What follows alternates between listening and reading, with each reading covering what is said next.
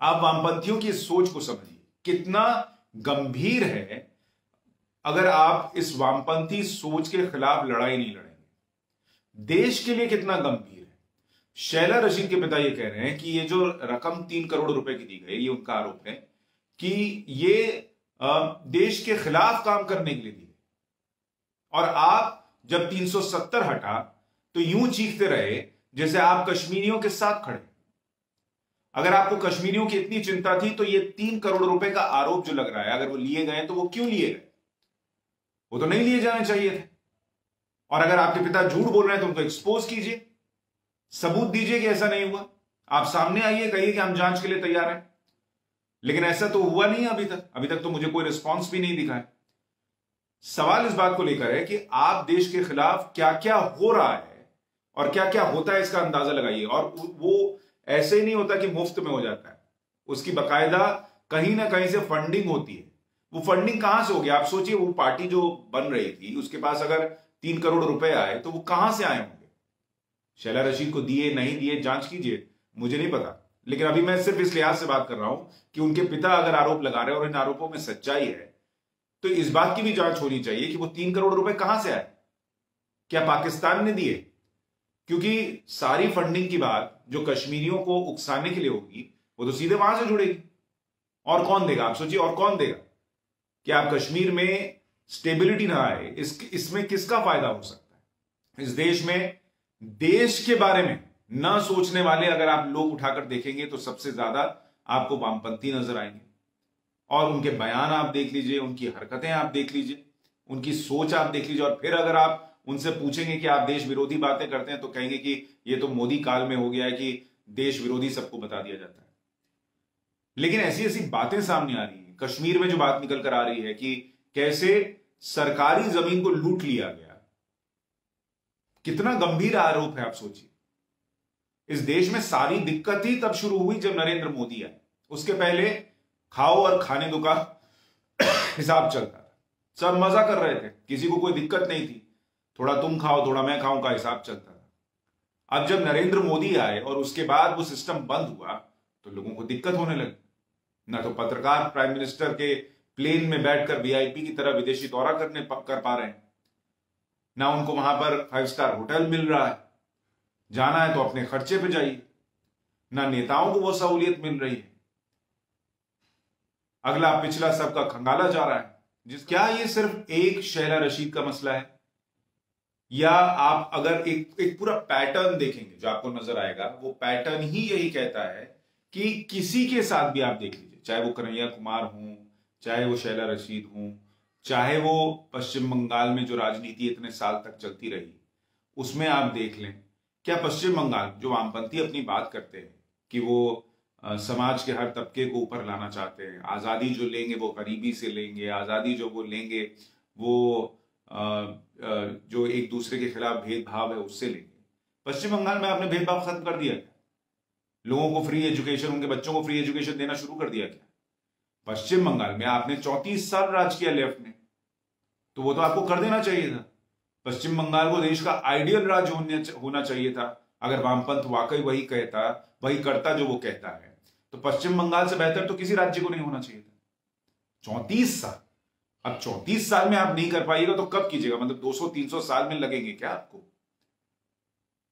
अगर आपकी सोच और निष्ठा पर सवाल नहीं खड़े करने चाहिए कि 34 साल में आपने जो कहा वही किया या नहीं किया, तो फिर आपकी कैपेबिलिटी पे सवाल खड़े करने चाहिए कि आप 34 साल में एक राज्य को अव्वल नहीं बना पाए अपनी सोच से। और नहीं तो फिर ये मानिए कि आप जो कहते हैं और जो करते हैं उसमें जमीन आसमान का फर्क है। कहां है आपका समाजवाद? किसी एक राज्य में जहां लेफ्ट ने शासन किया है मुझे दिखा दीजिए कि गरीबी दूर हो गई, समानता आ गई, सबको जो मिलना चाहिए था वो मिल गया। वो कहां है? मुझे दिखाइए। पूरा देश आपको सौंप देंगे अगर आप ये दिखा दें कि आपने एक राज्य में करके दिखाया है। अरे जिस नरेंद्र मोदी को आप कोसते हैं उसने कम से कम एक राज्य में करके तो दिखाया। उन्होंने एक राज्य में कुछ तो किया जिसकी चर्चा हुई। इतना किया कि उसी यूपीए को जिसके खिलाफ जिस पार्टी के खिलाफ उनकी पार्टी लड़ती है उनको बार बार बेस्ट सीएम का अवार्ड देना पड़ा। आपने क्या किया? आपके राज्य में क्या किया? कोई 100% नहीं होता। मैं नहीं कह रहा कि नरेंद्र मोदी ने सब कर ही दिया या किसी और ने कुछ भी नहीं किया, लेकिन बातें तो बड़ी बड़ी मत हाकिए। इतना बड़ा बड़ा सुनाएंगे वामपंथी जैसे इनके अलावा कोई इस देश में कुछ कर ही नहीं सकता। कितने बाप को आपने ऐसे बोलते सुना है कि उसकी बेटी ने इस देश के खिलाफ सोचने वालों, इस देश के खिलाफ काम करने वालों से पैसे ले लिए? क्या उनके पिता को नहीं पता कि उनकी बेटी को इस तरीके से वो खुद ही एक्सपोज कर रहे हैं तो क्या इसके कॉन्सिक्वेंसेस होंगे, क्या परिणाम होंगे? बावजूद इसके अगर कुछ कह रहे हैं तो सोचिए कितना गंभीर मसला हो। और इसीलिए मैं चाहता हूं कि नरेंद्र मोदी सरकार हालांकि वहां कर रही है, लेकिन उनको और गंभीरता से ये करना चाहिए।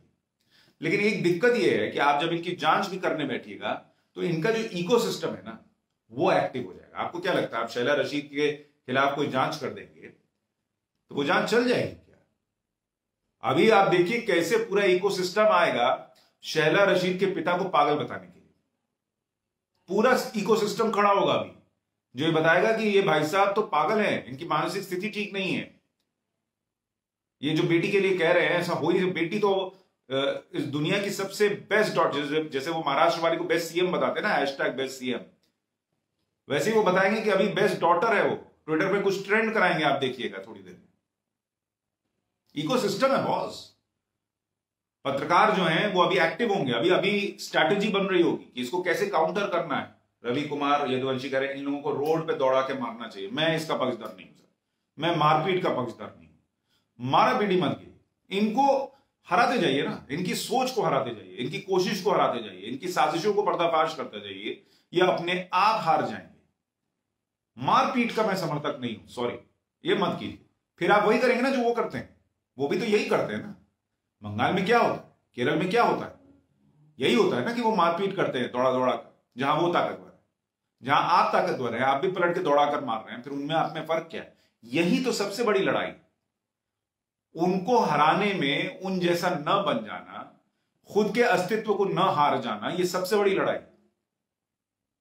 इस पे फोकस रखिए कि उनको हराना है तो उन जैसा नहीं बन जाना। फिर वो हार के भी हटेंगे तो सारा स्पेस वही होगा जो उनके रहने पर था, क्योंकि हम उन जैसे बन चुके हैं। सर जब वो एग्जिस्टेंस में थे भी ना, मतलब ऐसे इतने कमजोर जितने आज वो हो गए हैं, इतने नहीं भी थे, तब भी वो ऐसे ही थे। आप समझ रहे हैं मेरी बात को? ऐसा नहीं है कि कोई सांप तब डसना शुरू कर रहा है जब उसको मारा जा रहा है। बेसिकली वो सांप ही है, आप उसका कुछ नहीं कर सकते। कई लोगों को लगता है कि आप समझा देंगे तो सांप गायब हो जाएगी। सांप तो सांप रहना है सर, वो बदलना नहीं है। आप अगर मेहनत कर रहे हैं समझाने में, बदलने में, तो आप अपना समय, ऊर्जा, सोच सब वेस्ट कर रहे हैं। आपको बस ये पहचान लेना है कि कौन गाय है, कौन घोड़ा है और कौन सांप है। बस इतना काम है आपका। सांप को गाय बनाने मत चलिए, वो होगा ही नहीं। पश्चिम बंगाल में कितने ही बीजेपी कार्यकर्ताओं की हत्या हो गई, किसी लेफ्टिस्ट को आपने बोलते सुना? सिर्फ इसलिए कि वो बीजेपी का कार्यकर्ता है, उसके शरीर में जो हाड़ मांस है, जो खून बहता है, उसकी कोई कीमत नहीं है। उसके बच्चे जो अनाथ हो रहे हैं, उन बच्चों के इमोशंस की कोई वैल्यू नहीं है। उसकी पत्नी जो विधवा हो गई, उसकी भावनाओं की कोई कीमत नहीं है, क्योंकि वो बीजेपी का सपोर्टर है। आप इंसान हैं, आप इंसान हैं, बताइए ना मुझे। देशभक्त हैं, अपनी देशभक्ति खुद ही मापिए ना, मुझसे क्या पूछना। मैं क्यों आपको सर्टिफिकेट दूं? आप दूसरों को दीजिए, मुझे नहीं चाहिए कि मैं किसी को सर्टिफिकेट दूं। लेकिन आप खुद सोचिए ना कि एक जिंदा आदमी, हाड़ मांस का इंसान, उसको पश्चिम बंगाल में मार दिया जा रहा है और आपके मुंह से चू नहीं निकलती, क्योंकि वो आपका पॉलिटिकल विरोधी है और आप अपने आप को इंसान और देशभक्त बताते हैं। जिन लोगों को लगता है कि इस पर चर्चा ही नहीं होनी चाहिए, उनका मैं कुछ नहीं कर सकता। जिन लोगों को ये लगता है कि कोई आतंकी संगठन या कोई आतंकी संगठन के ग्रुप को फंड करे कि तुम इस देश में अराजकता फैलाने के लिए काम करो और उसकी जांच नहीं होनी चाहिए, तो आपका कुछ नहीं हो सकता। और आपको पता है ये ऐसा इसलिए कि लगता है क्योंकि बीते 6 साल में आतंकी जो है वो कश्मीर का बॉर्डर नहीं लांघ पाए। जैसे वो पहले दिल्ली और मुंबई और अहमदाबाद और हैदराबाद पहुंच रहे थे, और उनका पूरा सिस्टम पहुंच रहा था और वो सारा बारूद पहुंचता था और धमाके होते थे, वो अगर बीते 6 साल में हो रहे होते ना, आपने किसी अपने को खोया होता ना, तो आप ये नहीं पूछ रहे होते कि अरे वामपंथियों की सोच पे क्यों बात कर रहे हो, अरे सिस्टम पे, इस इकोसिस्टम पे क्यों बात कर रहे हो जिसको लेके जांच चल रही है, अरे इस पे क्यों बात कर रहे हो कि पैसा कहां से मिला होगा। आप ये इसलिए पूछ पा रहे हैं ना क्योंकि आप जिंदा हैं, और जिंदा इसलिए हैं क्योंकि वो नेटवर्क तोड़ा गया, नहीं तो आप ये पूछ नहीं पा रहे होते। सोचिएगा। इसी नोट पर खत्म करता हूं। बहुत बहुत धन्यवाद, आप लोग सब जुड़े, बहुत शुक्रिया।